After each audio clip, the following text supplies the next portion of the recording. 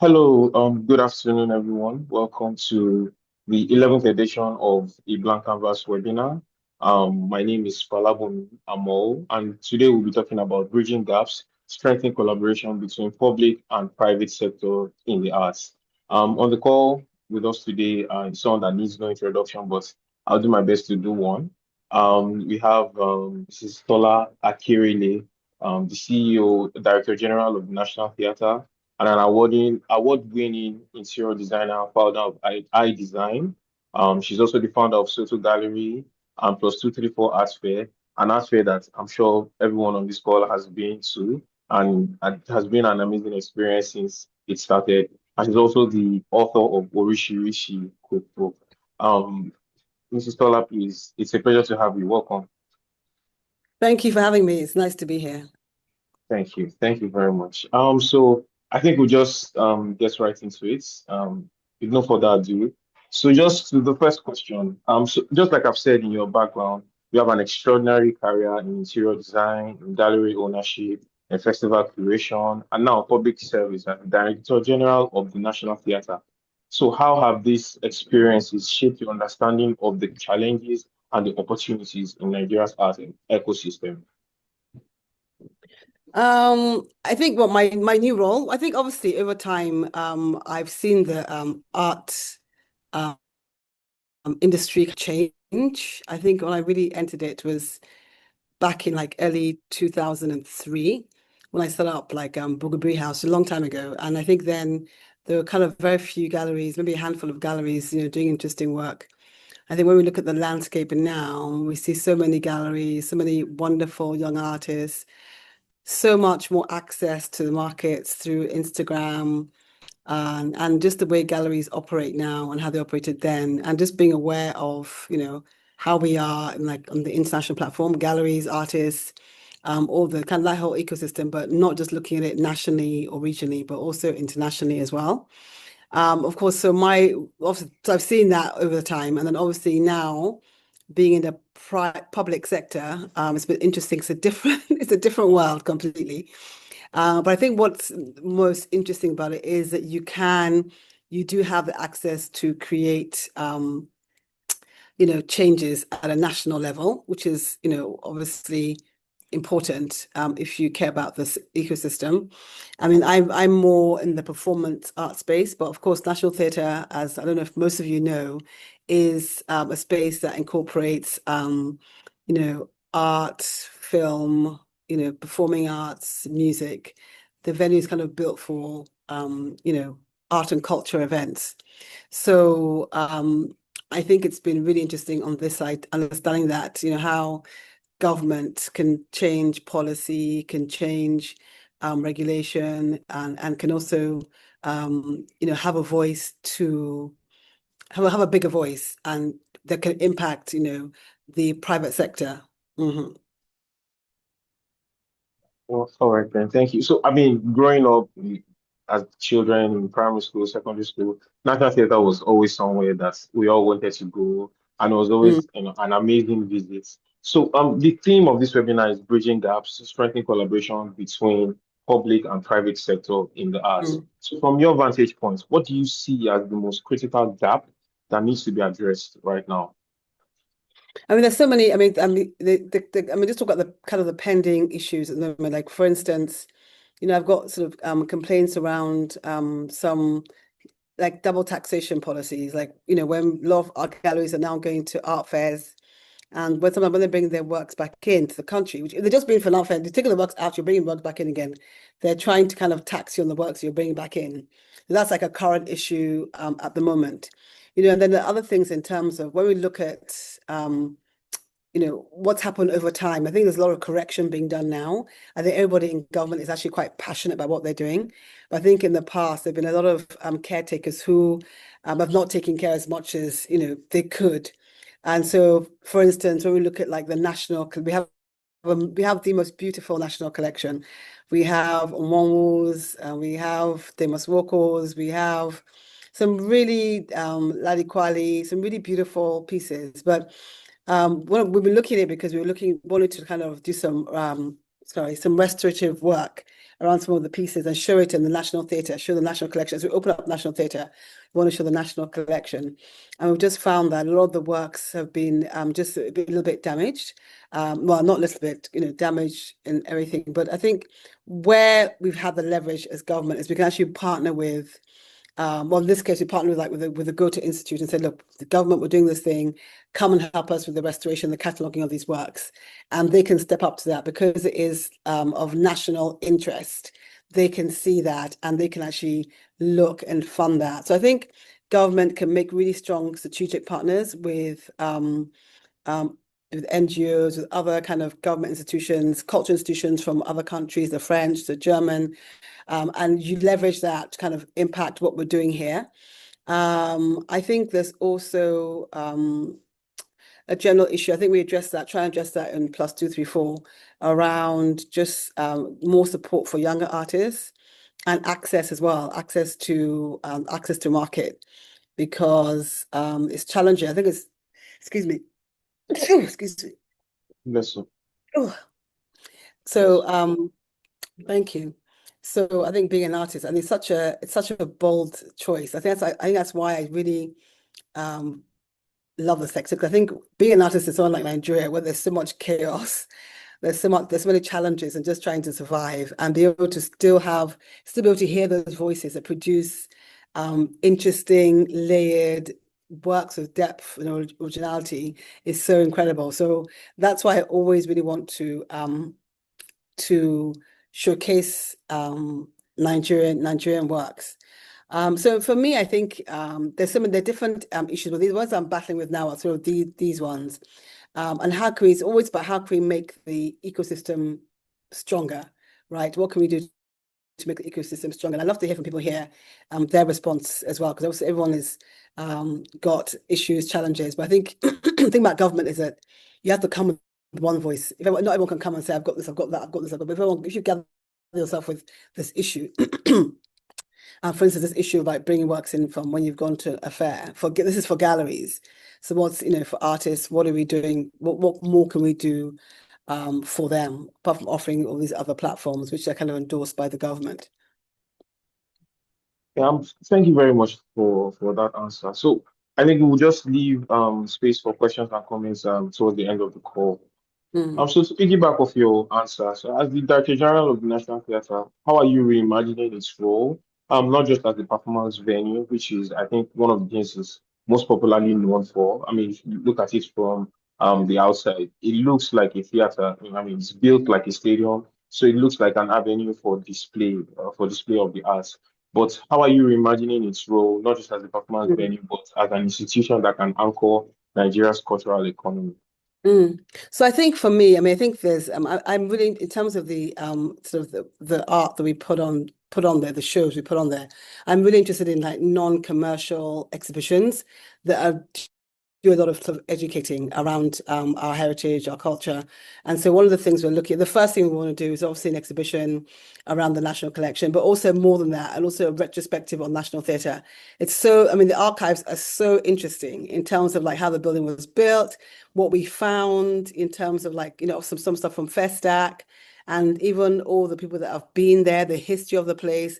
So we want to put on like a retrospective uh, exhibition, but also using Festa National Theatre as, and I was just saying that within the building as well, just apart from the exhibitions that we're doing, which are basically on cultural education, much more educational and much more youth focused, much more digital, and just more interactive. So you actually enjoy the experience. And I see a lot of kind of schools, young children passing through and being kind of like excited and inspired by what's in the building. So apart from even the exhibitions, I was just saying that there's such a wonderful body of work at National Theatre that was commissioned. And I think one of the questions we need to ask ourselves is why don't we have these kind of commissions in public spaces now or public buildings?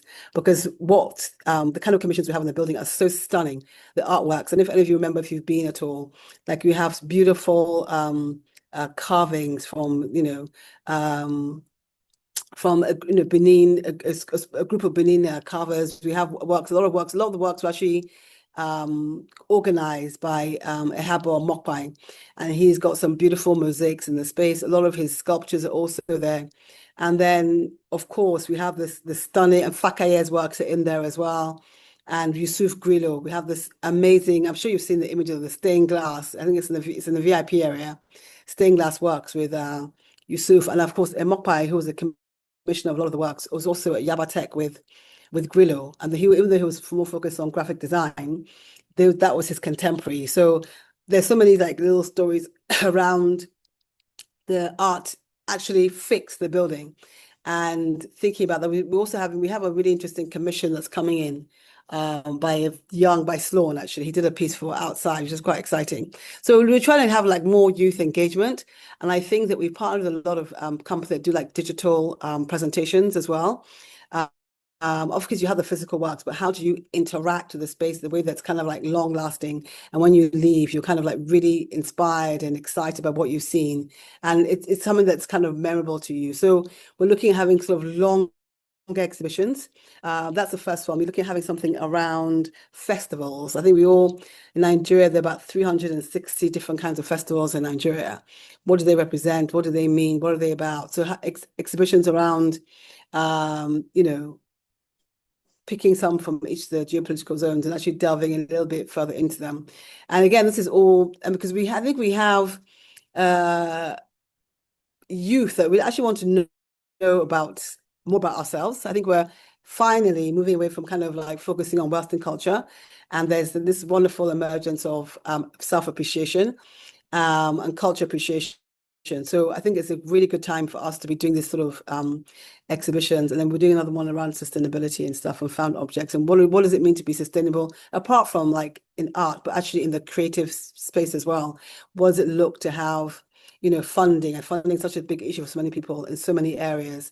How can government assist with that, those kind of opportunities? So looking at sustainability within the creative art space through performing arts and even through the visual arts as well. So exhibitions that kind of lend themselves to discussions and panels that will bring out conversations that can actually have long-term impact. So I'm excited about the kind of digitalization of the experience, because I think that for the students and the youth of today, they're so engaged with the phones that we have to reach them through these kind of different ways. So of course we have traditional exhibitions as well, but I think for me, when I think of non-commercial exhibitions, people can just come in, explore, learn. I feel really excited about that.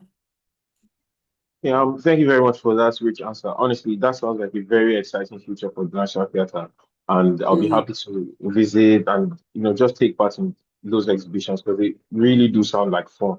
But there was mm, something that you touched on that I want to use to as a channel for my next question. So that is, growing up as kids is usually okay. You need to be an accountant, you need to be a doctor, mm. you need to be a lawyer, professions like this. Creativity, the arts were not that celebrated, except, you had such an exceptional talent that your parents were just forced to allow you be who you wanted to be. So, in many African countries, so particularly in Nigeria, public funding for the arts is not readily available. That support is not readily there. So, how do you think cultural policy and government institutions can work more strategically with the private sector to fill this gap? Yeah, so I think I think we have a lot of work to do here. I think, we have a lot of institutions, universities, and we have art departments, but I don't think we do well in actually having like properly funded art schools, which kind of give you the tools to move from. I think when you go to art schools in other parts of the world, you kind of there's an understand people are actually looking for you to come out of art school and actually help you with your career. Whereas Nigeria, a lot of the work is done by yourself. So I think even looking at having dedicated art schools, people who have actually decided that this is my career path, I'm going to do that, I'm going to make it success, it's going to be a career. I think we don't look at art as a career because of the way it's like this broke artists. And, we did a whole thing at Plus 224 around patron. What does it mean to be a patron of the arts? Apart beyond sort of supporting um, buying art. What does it what does the patron look like? What does a patron of the government look like? Like one of the things that's been done now is that we're taking a few artists and via some galleries to um, the Abu Dhabi Art Fair, right? And the government has funded that whole trip, and which will expose Nigerian art to the Middle East. And I think government can definitely do more of those kind of initiatives that will help artists and help galleries. Well, these are kind of short-term things, but to help you have access. But I think the institutions, well-funded institutions that actually help you understand the career path beyond. I think people kind of come out and then like, oh, what next? What do I do? How do I do this? And we've tried to fill the gap in to some extent, but I think we need to have institutions that are really properly funded and they really help you to become the best you can be. A lot of Nigerian artists now I see are going abroad to do like their MFA, do their MAs and stuff. And it's a shame because we should be doing that here. The government should be providing those kind of institutions of those art schools. So I think the kind of like funding of art schools is like a really, really key area. I think also having understanding just not art, but in the creative sector, having access to funds or grants made more easily available. It's still kind of looked at. There is a creative fund coming out for people in the space. Government are working on that, but it is looking in the past. Looked like you'd have to go. You always have to own a house to bring your grandma, bring your aunt, bring your uncle, bring everyone in your family before you can actually have access. They don't even look at you. So how do we use our IP? IP is like a really big discussion in the ministry at the moment. How do we use our IP? If you're a musician or you had a good run, you can actually use your IP to secure funds. Looking at kind of non-conventional ways of supporting those in the creative space. And if you have good IP track and well, you should be able to use that to actually get funding. Have you done these different things? You can show you've done these things and these things that brings money for you in the past, but you need X amount to move to the next level. You should be able to use your IP. So the minister, obviously she's a lawyer, and so she understands that and is actually looking at the IP policy is actually being reviewed at the moment, just to make it easier for artists how to actually earn. I think there's a big problem in the music industry as well, where people kind of get excited and then they give away their royalty rights because they don't really understand IP. And I think understanding of IP is actually really important, your intellectual property, and then understanding what you can do with IP. You can move from being an artist to start, it's not for everybody, but even understanding IP, you can actually merchandise a lot of your goods as an artist. And it's another way as I was at is it Art Basel and this what's his name? This very famous Ghanaian artist. And I saw that he was now selling his prints in Basel, and his prints were like I think a print was like I think it was like $5,000 for something like that. So apart from like people think, oh, the original, but actually there's actually a way around. If you understand your IP as well and licensing, you can actually, monetize your work in other ways. And the other career paths, animation you can go into as well. But I think just understanding the different tracks you can go into as an artist. I think a lot of people come out and they're just scratching their heads like, oh, okay, what do I do now? But of course, a lot of people want to be stage like as a true artist and want to be able to earn from it. So I think government can have policies in place that will help them with grants and that kind of thing. And the ministry is looking at that. And I think it's a lot of unraveling and unpacking and looking at how other countries have done it as well. So it's an area of interest and growth for the ministry. Thank you very much. I hope, the artists on this call will be able to benefit from it. I certainly, as someone that works for Wascan, is very interested in what the ministry will be able to offer us and how we can, make arts more celebrated in Nigeria. So I have a bit of a touchy question. So there's this cultural notion that you really can't get involved with the government or the public sector until you get into it before you understand how it really works. It's easy to judge from the outside, but you won't know how it is until you're actually in it.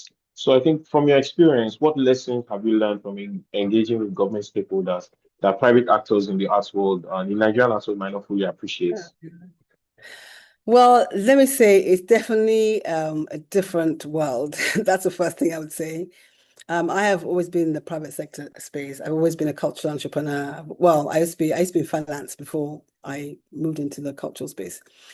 Um, and I think that, just being in this ministry and seeing all the other director generals and other agencies who are also passionate. And, there is an issue of, art and culture. There's a lot of like kind of talk about how important it is, but the government is not always ready to fund that first. So I think one of the things I've learned, which has helped me a lot, is I'm able to do a lot of projects by leveraging off my private sector networks, right? But I think when you're in government, you have good leverage to do that because the impact of what you're doing is much larger and people want to be part of that, right? But in terms of actually understanding the way the government runs, I think we're still still learning. And it's definitely I mean, working with civil servants, this is different. I'm used to working at quite a fast pace as well. So I really had to slow down quite a lot. I mean, even like look at National Theatre. I think the plan it's opening this week, next week, I think, but next week. But it's taken, I mean, it's been like I've been in this job for the last 18 months. And I mean, I've been busy because I think I've been doing a lot of capacity building in the industry, a lot of, we've done some productions as well. We've done an animation festival. We've done so many interesting things. But I think you have to you have to make of it what you find. And sometimes you go there and you don't find very much. I think that's a lesson for life as well. Sometimes you go there and you're like, oh, this is not what I expected. There's no funding here. We can't do anything. But how do you move away from that? How do you think about, okay, you're looking at your own networks and thinking, okay, I've got my networks. How can I use that to advance, move things forward? Even the fair in Abu Dhabi, it was like something that came to me, and I thought, wow, this would be amazing to have Nigerian galleries there. The government are not necessarily going to fund it, but I can use a government platform to get a private funder to fund it, which is actually what happened in the end. And then everyone is benefiting from it. So I think you have to be really kind of innovative in the way you kind of think and the way you move. You have to be very patient because things can be slower than you plan. And I think you have to be kind of very open in understanding how things work. Because I think there's definitely a system which it takes a while to understand in government in terms of not even just in terms of like there's a way that things are done and it has to be that way. Even though us from the outside are like, but why? And there's some things that were challenging because I think actually there are better ways of doing it. So uh, no one signs files every day anymore. It's like 1962. We want to have things digitalized, So the things that I think are important to bring into the government as well. But it's definitely, I mean, I think everyone at some point should work for the government because I think when you're out there, it's not actually that easy when you're inside. And I never really planned, it wasn't never my plan to kind of work for the government, but the call came and I felt that, okay, I complain a lot about how things are done. So it's time for me to, go in there and, so I think we complain a lot, but I think that opportunity comes. It's always good to pay your dues and definitely serve, serve the Yeah. nation. Yeah, and we thank you for your service. So I'm going to move a bit into the private sector now. So through your experience building Soto Gallery, Gogobiri House, your Sleep Before Arts Fair, and Rishi Rishi Kitchen, you build platforms that combine commerce, culture, community, and celebration. So what do you think private players bring to the table that public institutions sometimes overlook? And what do you think, just the second part of the question is, what do you think that the public sector also brings to the table that private players also overlook? I think the thing about the private industry is that you can move pretty quickly once you get the right partners. Everyone's like moving fast, right? I think the public sector can learn something from that, like the speed at which you work. It's much more impactful to like do more, but it's just a bit of a dinosaur, and there's just so many processes and bureaucracy. I think it's not even Nigerian government. I think it's most governments are like that, and there's so many layers of of bureaucracy, and so it takes a bit longer. But having done various things, I think it's a question really around um, sort of thoughts of people who want to do this, to want to kind of go in that same direction, or is it just more looking at it from the context of private public, or is it both? Both, from both angles. Yeah. Okay. I think so. The private sector, I think that kind of once you make a decision, you're like, okay, let's get on with it. Everyone can go quite quickly. I think that's definitely one. And I think also in the private sector, you meet people easily who you can like, someone's passionate about art, they work in they're MD of a bank or they're, and then you can just sort of, I said part of that speed, you can move things along. It's just a much more organized, the private sector is a much more organized space than the public sector, basically. Um, in my ministry, but that is changing because we do have a minister who's very considered and is well operates on the international platform. So she sees the benefits of wherever she goes and how they do things and is wanting to learn from that. I think recently she was in South Korea and looking at, how their film industry is transformed. She's always looking for, you know, how to improve. I mean, we have this exhibition coming up next month, which is the Tate Modern, and the ministry have lent a few of the works in private collection because it's been fueled by Access Banker, one of the biggest supporters around this. So it's like that when the partnership is right, it's fantastic. I think private sector, you can only go so far in terms of like national impact. I think when you're in the public space, you can actually have much more visibility because what you're doing is seen on a much bigger platform. So I think some of the private sector is probably more efficient, but the public sector is, I guess, the impact can be felt more from changes in policies. It affects more people, as it were. Yeah. Well, thank you very much. So from your perspective, what models of public-private partnership in the arts, either in Nigeria or abroad, should we be learning or adopting locally? Yeah.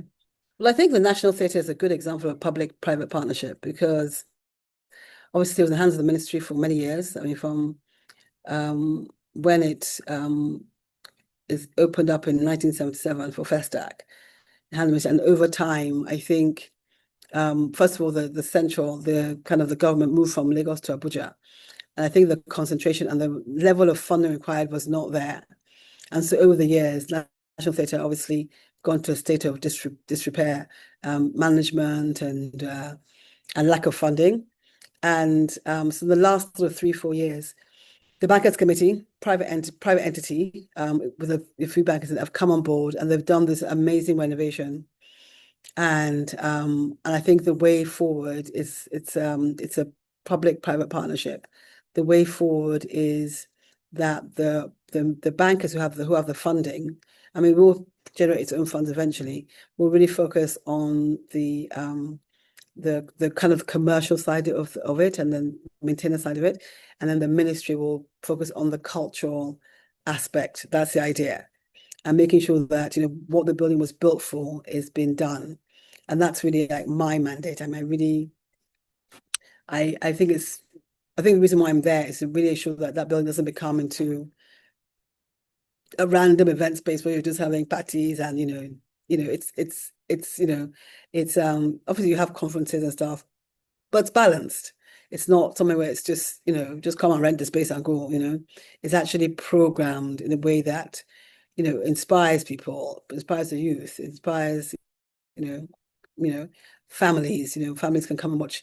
When we think about like, for instance, the weekend programming, I think the minister, my role is I'm thinking about, on Saturdays, something family and Sundays having, a film community where you can come and look at, the way you look at the exhibitions, it's non-commercial. So and there'll be conferences going on in the space as well, but let the cultural stuff coming quite strongly.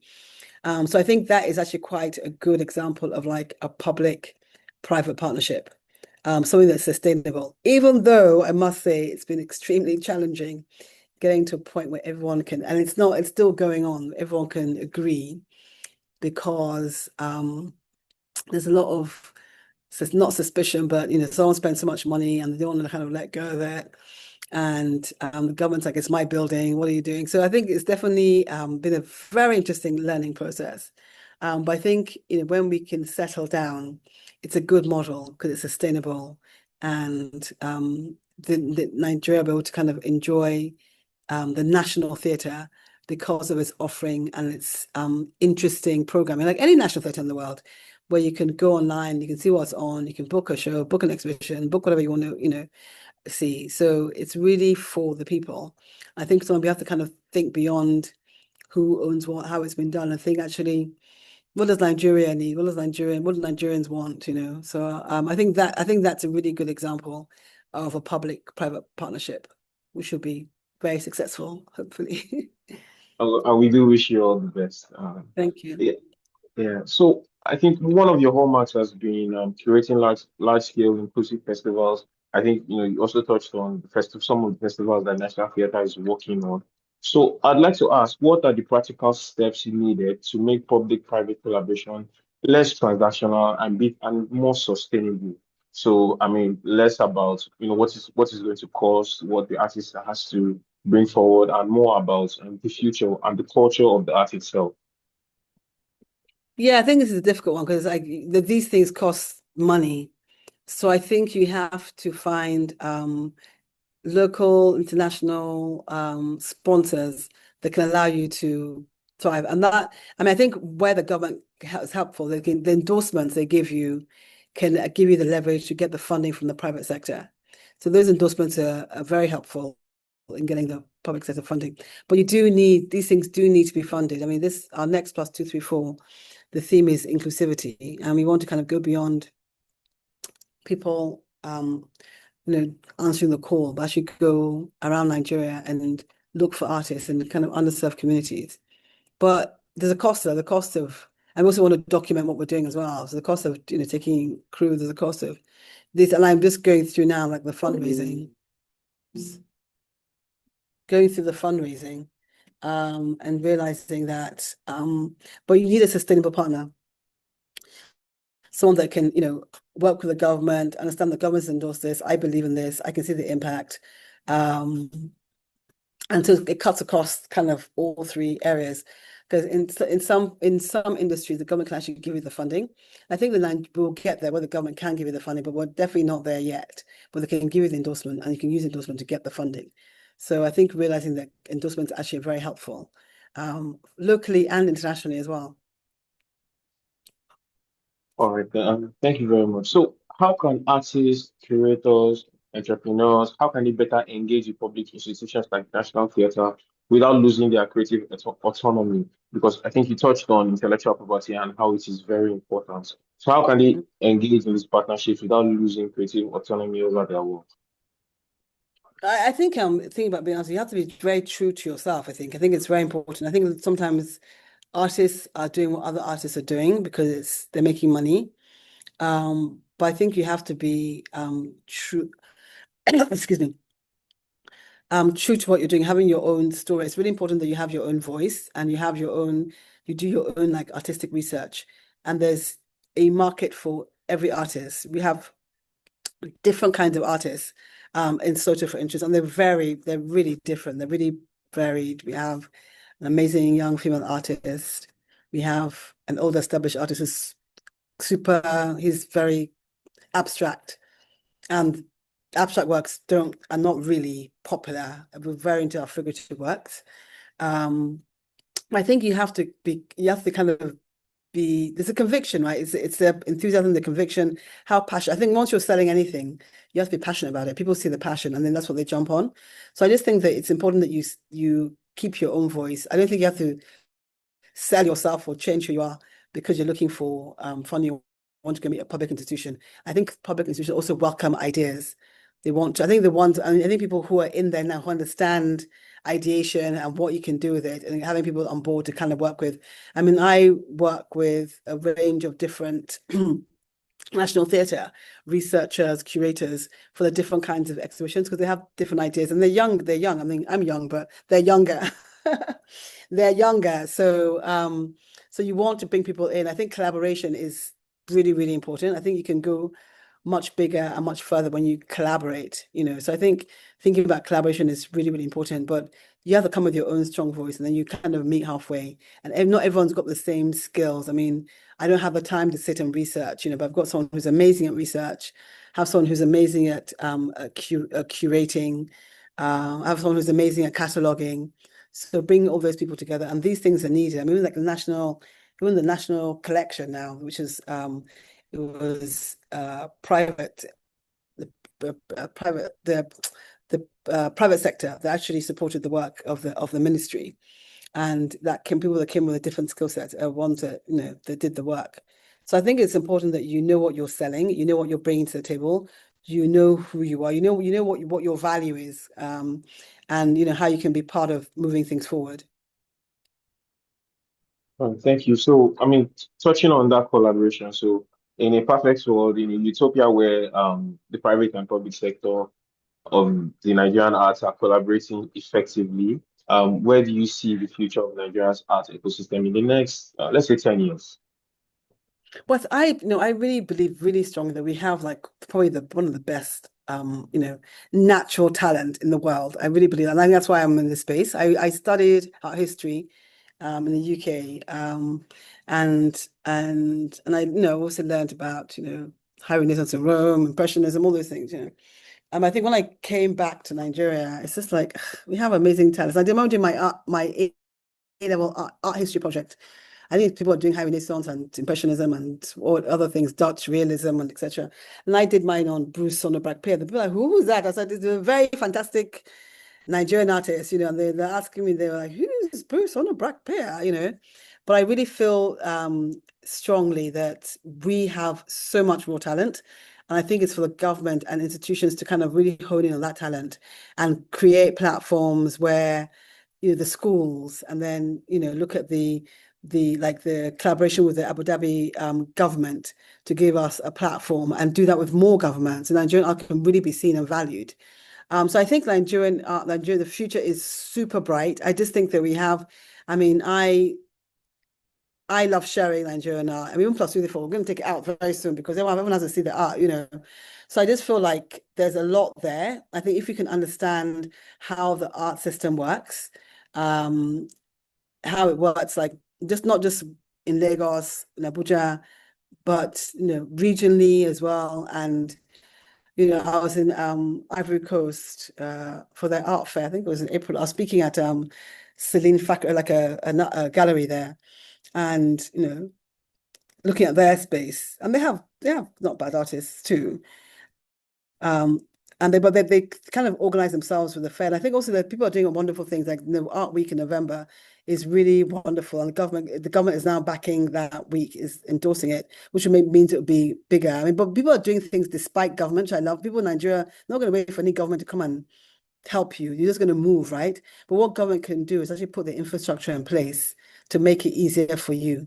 So, like I said, the institutions for the artists, the access to market for galleries who are representing artists, the kind of the funding of some of these things, which were not there yet, but eventually people are looking, a lot of people are looking at Africa and Nigeria for content, because everything in the West is like it's done, it's seen, it's not, people are now looking at us for that kind of content. So if we can position ourselves ready for that. Look at our pavilion in Venice last year. We got such, it was beautifully curated. We got amazing, uh, I mean, just good reports on how amazing it was. So we just, someone said the other day that she was arrogantly Nigerian. And I just think that we need to realize what we have. I don't think we understand the value of what we got, what we have in terms of our culture and how we can present. I think it's also about presenting in a way that is not appealing, it's already appealing, but more, I think, compelling. And a lot of countries who have half what we have are doing the same. So, you should be able to come to Nigeria and do like a food tour, an art tour, and then bring in revenue from other countries, and really get people to kind of come to, like, they're coming from it's a destination art tour, coming to Nigeria because you've heard about the art, you want to explore it, and putting ourselves in a position where we can really become what we're meant to become because we're just naturally amazing. Just honing those infrastructure and the criteria. Yeah, thank you very much. For all the bad things that Nigeria seems to get a reputation for, perhaps art is the renaissance we need to wash off that stain, perhaps. Mm. So I have one more question for myself. Please, if you guys have any questions, I think we have a few already. But if there are any more questions, comments, please now be a good time to drop them. So yeah, my final question. So as a leader who has straddled both worlds, what advice would you give young cultural entrepreneurs, artists, curators, people in this space who want to influence policy while still building strong private ventures? Well, I think if you want to influence policy and you're not actually in the government, you have to be able to lobby. I was saying to someone, yes, we're talking about wood. I was at the EcoBank Festival talking design festival. I was on a panel talking about local versus international, and there's a lot of talk around how our wood has been exported by the Chinese, and nothing's done. And that government do something, government do something. Government is not going to listen to every single individual. You have to come as a group and lobby the government, and the government now they'll actually listen. So, and as I said in that thing, look, if you want to come together as a group, we can go and meet the minister and say, this is what's happening. The same thing they did with shea butter. They stopped the shea butter is not being exported out like it was. It's much more protectionist. Nigerian companies are having better advantage, and it was done. So I think if there are things that are real issues, they can be brought as a group to the government and for there to be impact. But as a cultural entrepreneur, I would just say it's not easy. It's not easy at all being a cultural entrepreneur in Nigeria. But push through, stay the course. And then I think if you do anything you do, I think you have to do it to like the really of your best, the best of your ability. People notice. People notice there might be 10 galleries, but if you come into the market and you're doing something like really well, you're nurturing your collectors in the way that they haven't been nurtured before, you're treating artists the way they should be treated, you know, you can actually make your own space, make your own market, take your own market share, as it were. So I would just say, just whatever you do it well. Learn how to voice what you're doing as well. I think I used to be very shy of social media and speaking, but I think it's important that you are sharing. A lot of people are doing amazing things, but nobody knows. So I think it's important that you actually put out what you're doing. People that spend a lot of their time on the phone looking at platforms. So I think you have to learn to voice what you're doing so people can see you. And it took me a very long time to learn that. So I think it's important that that is done as well. And I think even now there's so many different art platforms that you can actually jump on that can amplify what you're doing. So amplify what you're doing as well. Okay. Thank you very much for the time you spent with us so far. I think we have two questions in the chat box, and then we'll release it. So we have a question here from Amanda regarding the suggestions on how to improve the ecosystem. To be specific, I think providing centers for art creation that is designed for creators and accessible financially and logistically will be helpful. Spaces with studios, kilns, and electrical tools. Will the government be interested in the allocation of spaces for these purposes, or how can it be brought to their attention? So I think this is a really good one. I think even just having space where artists can work. So I remember we had a talk at Soto, and I think it was a talk with an artist, and one of the things he talked about was this issue. And I remember there was actually someone in the audience who was a owner of a big African venture capital company with funding, who had an interest in that. And I mean, I need to go back and find out how that conversation went. He's like, wow, this is like a problem. We can actually help with this. So I think we have to like articulate these issues that, look, we really need this. Artists are suffering because we haven't got these spaces to work. What can we do about it? And speaking to the minister, the ministry, and they're building like creative cities, all these kind of things, building hubs. Why, as you're building these hubs, why is there not a space for artists to go there, have a space for, I mean, they may have to charge, but next to nothing. So you can actually work and have light and be comfortable and all these things that are like really difficult. I think so. But again, it's about organizing yourself to kind of present the issue. I think that is a really, really big issue. I mean, thank you for touching on that. Just having studio space where you can actually work in a comfortable environment is a really big one. So thank you for highlighting it. I think it's something that can be worked on if it's brought out and there are clear kind of ideas around it, or piggyback, look at what the government is doing and piggyback what they're doing already. You're building all these hubs. Why can't we have a section for artists? They want to do this across Nigeria, these creative hubs. So, that kind of recommendation. It's not under my department, it's under another department, but the introductions can be done and you can take it from there. All right. Thank you very much. Perhaps we'll take you up on that. So one more question. Please, if you have another question, now is the time to drop it. How can we collaborate with the government to improve art education to the public? Hmm. Well, I think it's really about, I mean, this is like you have the idea, right? It's more about how you're amplifying it and getting the government to endorse it. Because art education to the public is really under the Ministry of Education, but Ministry of Arts and Culture can help you with what you're doing rather than actually doing it. Yeah. Sorry, excuse me. Um, sorry, I got lost my train of thought. So I think I was just saying that it's really, really important. I think some of the things we're doing in these public spaces, like the National Theatre, the museum and monuments, they're doing a lot of work as well. But what we find is that actually like it's people that are interested that go there. So how do you create a space where people who are not interested can go and learn? So that's why I think when we do the exhibitions, they don't cost anything, come in for free. And it's actually schools, you start them young. It's actually schools that are going. So the interest is kind of like built up. And you understand like art education and what it means and how you can actually be part of that. So I think it's really I think the education part is obviously the Ministry of Education, but I think the artwork, I mean, for instance, look at plus two, three, four. A lot of people that come there are not necessarily into art.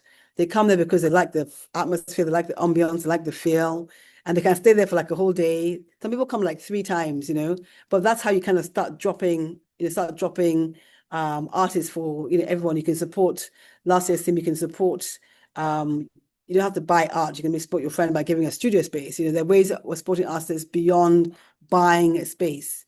You know, you could give them financial advice. There's so many other ways apart from this buying the art that are actually much more sustainable. So I think it's up to us, who are in the space to come up with ideas which you can then leverage off government endorsements to make them bigger. So I think the government not necessarily going to come up with all the ideas. They'll come up with policy, they'll come up with platforms for you that you can leverage off, but they can't come up with all the ideas. That's for us, I think, to do. Yeah, thank you. Thank you so, so much. Just one more question. Do you have any final notes or comments from us before we let you go? No, I'm just looking at the people on the line. I see Chukwumerigo. Hi, Chukwumerigo. Good to see you. People on the line that I know. Hello, everyone. Um, so yes, I don't. I mean, I just think that it's definitely not an easy space. But it's a space that when it's like you're so you can't leave it because it's part of who you are. So I think it's just understanding how to make the best of it, be the best you can be, and present yourself in the best way. Also, just not doing your work quietly, but doing it where people kind of notice what you're doing also. Is there one more question? Is that what you said?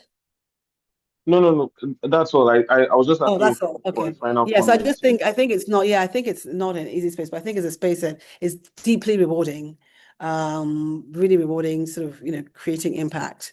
And I think if as artists as well, I think what you do is it touches so many people's lives, when people connect. I see people, I saw someone on Monday in the gallery, and gosh, I think we had two people that wanted to buy a piece of art, and one of them was actually crying because she's like, I really connected to the work so much that please let her have the walk call, because that's the power of art, right? And then in this our next art fair, we're looking at art inclusivity, but art is also therapy.